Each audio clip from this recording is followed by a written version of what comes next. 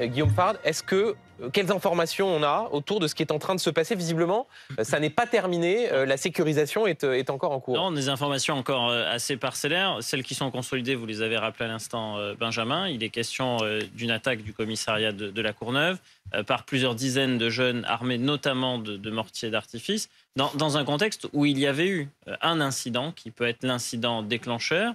Ces deux jeunes à scooter qui ont été percutés par un véhicule de police. Il y a un jeune de 18 ans qui est décédé.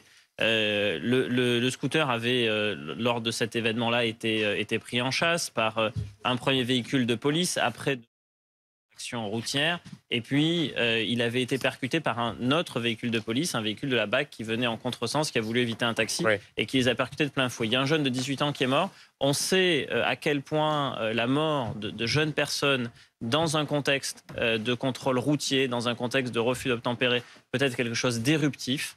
C'est extrêmement sensible. Il y a eu plusieurs appels à se mobiliser sur les réseaux sociaux qui ont circulé depuis. Et là, ce soir, un premier événement significatif d'ampleur. Il faudra regarder comment cela évolue dans les heures et jours qui viennent. Mais en tout cas, un premier événement qui est l'attaque de ce commissariat de la Courneuve ce soir. Guillaume Fard, je voudrais qu'on reparle de ces images que l'on voit en ce moment, issues des réseaux sociaux. On voit ces tirs de mortiers d'artifice, de projectiles.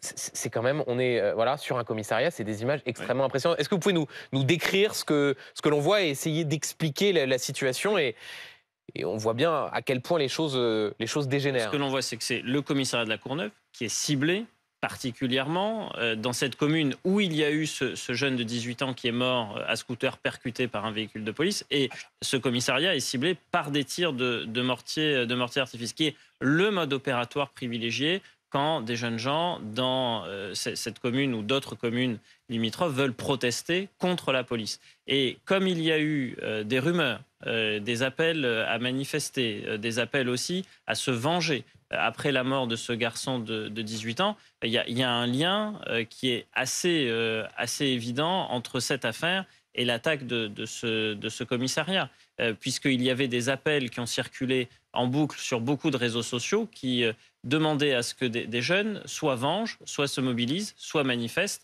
soit les trois à la fois, après cet événement, considérant qu'il y avait là un fait qui était un fait grave. Et beaucoup d'émeutes qu'a connues notre pays, que ce soit celle de 2005, mais aussi d'autres émeutes, je pense à celle de Villiers-le-Bel également, ont fait suite à la mort de jeunes gens, alors dans des contextes différents, mais celle de Villiers-le-Bel, c'était quelqu'un à moto. Donc, quand vous avez une collision avec un véhicule de police ou qu'un fonctionnaire de police est mis en cause dans la mort d'un jeune, vous avez souvent un contexte local qui est un contexte éruptif et qui peut conduire à ce qu'on veuille s'en prendre à des fonctionnaires de police ou les trouver, si ce n'est à leur commissariat.